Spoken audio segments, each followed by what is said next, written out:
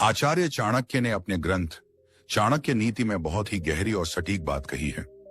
उन्होंने कहा, मूर्ख व्यक्ति से विवाद करना, निंदकों को जवाब देना और नीच लोगों से बहस करना बुद्धिमानी नहीं बल्कि मूर्खता की निशानी है। और यही बात आज के समय में सबसे ज्यादा समझने लायक है, क्योंकि आज की दुनिया में हम हर दिन नकारात्मकता, तनाव और बेकार के विवादों के बीच फंसे रहते हैं। हर कोई हमें गिराने, उलझाने और हमारी ऊर्जा चुराने की कोशिश करता है। ऐसे में अगर आपको यह नहीं पता कि कब और किसे इग्नोर करना है, तो धीरे धीरे आप जिंदगी की असली दौड़ से बाहर हो जाते हैं। लेकिन जो व्यक्ति इग्नोर करने की कला में माहिर होता है, वही आगे बढ़ता है, वही अपनी मंजिल पर फोकस रखता है और वही असली खिलाड़ी बनता है। आज मैं आपके लिए लेकर आया हूं 8 जबरदस्त तरीके, जिनसे आप इग्नोर करना इतनी बखूबी सीख जाएंगे कि लोग आपके पीछे भागेंगे। जब आप इन तरीकों को अपनाओगे, तो न सिर्फ आपकी मानसिक शांति बनी रहेगी, बल्कि आप उस भीड़ से अलग हो जाओगे जो हर छोटी छोटी बात पर प्रतिक्रिया देती है और खुद को बेवजह की उलझनों में फंसा लेती है। वो लोग जो हर बात पर बहस करते हैं, हर चीज पर रिएक्शन देते हैं और अपनी ऊर्जा व्यर्थ करते रहते हैं, आप उनसे बिल्कुल अलग हो जाओगे। आप उस भीड़ से ऊपर उठोगे, जिससे आपकी जिंदगी में सफलता का रास्ता अपने आप खुलने लगेगा।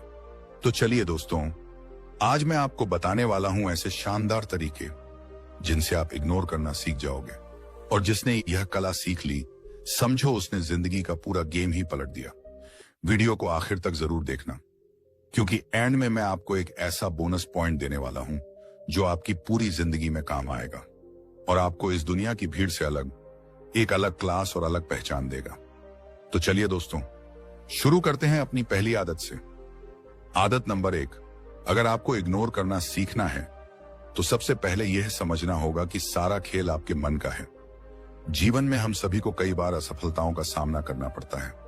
कभी परीक्षा में असफलता, कभी व्यापार में घाटा, या फिर किसी रिश्ते में दरार आ जाना। ऐसे समय पर हमारे मन में एक संघर्ष शुरू हो जाता है। बाहरी परिस्थितियां हमें निराश करती हैं और अंदर का मन विचलित हो उठता है। तभी हमें जरूरत होती है एक मजबूत मानसिकता की, एक ऐसी सकारात्मक सोच की जो हमें निराशा और नकारात्मकता से बाहर निकाल सके। यहां पर चाणक्य की नीति बेहद उपयोगी सिद्ध होती है। चाणक्य ने बार बार कहा है कि मनुष्य के मन की स्थिति ही उसकी सबसे बड़ी ताकत और सबसे बड़ी कमजोरी होती है। उन्होंने कहा है कि मन को नियंत्रित करना ही सबसे बड़ी कला है। अगर आप अपने मन को नकारात्मक विचारों से मुक्त रख पाएंगे, तो आप हर परिस्थिति में स्थिर रहेंगे और सही निर्णय ले पाएंगे। इसलिए सबसे पहले यह समझना जरूरी है कि दुनिया कभी भी आपकी इच्छा के अनुसार नहीं चलेगी। ना तो हर व्यक्ति आपकी बात को समझेगा और ना ही हर परिस्थिति आपकी उम्मीदों के मुताबिक होगी। अगर आप हर बात पर ध्यान देने लगेंगे, तो आप खुद को थका देंगे। इसलिए समझदारी इसी में है कि आप चीजों और लोगों को नजरअंदाज करना सीखें। चाणक्य की नीति में भी यही कहा गया है कि कभी कभी लड़ाई से बचना ही असली बुद्धिमानी होती है। अनावश्यक झगड़ों और टॉक्सिसिटी से दूर रहना सफलता और मानसिक शांति दोनों के लिए जरूरी है।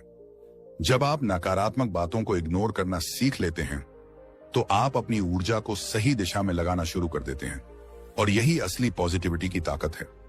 ऐसे में आपके मन में शांति बनी रहती है और आप अपने लक्ष्यों पर पूरी तरह फोकस कर पाते हैं।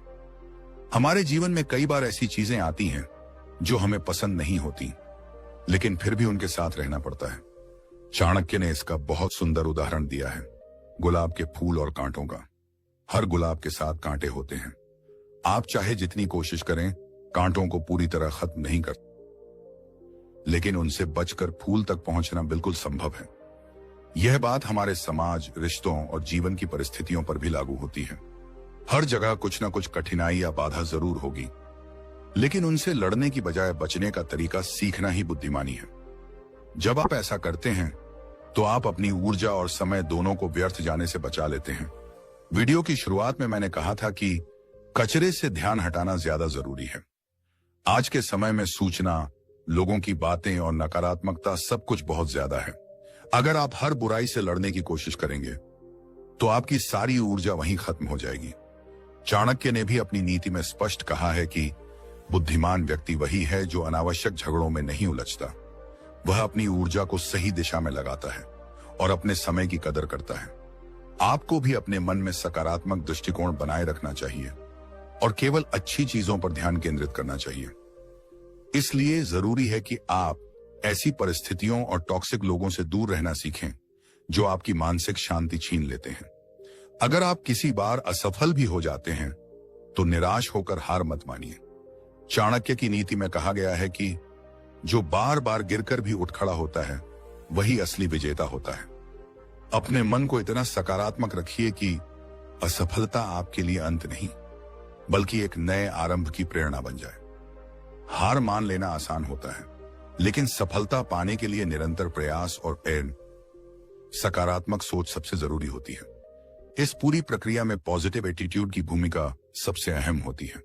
जब आप चीजों को नजरअंदाज करना सीख जाते हैं तो आप न केवल अपने मन को शांति देते हैं बल्कि अपनी पूरी जिंदगी को एक बेहतर दिशा में ले जाते हैं। चाणक्य की नीति हमें यह सिखाती है कि मन की शक्ति से बड़ी कोई शक्ति नहीं होती। जब आप अपने मन को नियंत्रित कर लेते हैं तो बाहरी कोई भी बाधा आपको हरा नहीं सकती। यही आपकी सबसे बड़ी सफलता की गुप्त कुंजी है। आदत नंबर 2, सबको जवाब मत दो। वक्त देगा। देखो, हर बात का जवाब देना जरूरी नहीं होता। कभी कभी जवाब देना नहीं, करके दिखाना ज्यादा जरूरी होता है। बहुत से लोग आपको उकसाएंगे, कहेंगे तू कुछ नहीं कर सकता, तेरे बस का नहीं, तू तो हमेशा फेल ही रहेगा। लेकिन याद रखना, इन बातों का जवाब जुबान से नहीं, कर्म से दिया जाता है। चाणक्य नीति में साफ कहा गया है, समय से बड़ा कोई उत्तरदाता नहीं होता। जो लोग आपको नीचा दिखाने की कोशिश करते हैं उन्हें समय खुद नीचा दिखा देता है। अगर आप धैर्य और मेहनत के साथ अपनी राह पर चलते रहो तो वही लोग जो आज आप पर हंस रहे हैं कल आपकी तारीफ करते नजर आएंगे। चाणक्य ने यह भी कहा है, बुद्धिमान व्यक्ति वही होता है जो व्यर्थ विवादों से दूर रहकर अपने लक्ष्य पर ध्यान केंद्रित करता है। इसलिए जब लोग कुछ भी बोलें तो बस मुस्कुराइए और चुप रहिए, क्योंकि कभी कभी चुप्पी ही सबसे बड़ा जवाब होती है। जवाब देना है तो काम से दीजिए, सफलता से दीजिए। आपकी मेहनत, आपका घर, आपकी BMW, आपकी पहचान, यही आपका असली जवाब होगी। लोग बोलते रहेंगे, आप बस इग्नोर करो और ग्रो करो। यही असली चाणक्य नीति है। बिना वक्त बर्बाद किए अपने लक्ष्य की ओर बढ़ते रहना। कुत्ते भौंकते रहते हैं लेकिन हाथी अपने रास्ते पर चलता रहता है। तो अगली बार जब कोई कहे तू कुछ नहीं कर सकता, बस हल्की सी मुस्कान दीजिए और मन ही मन सोचिए, तेरा जवाब मेरी कामयाबी देगी।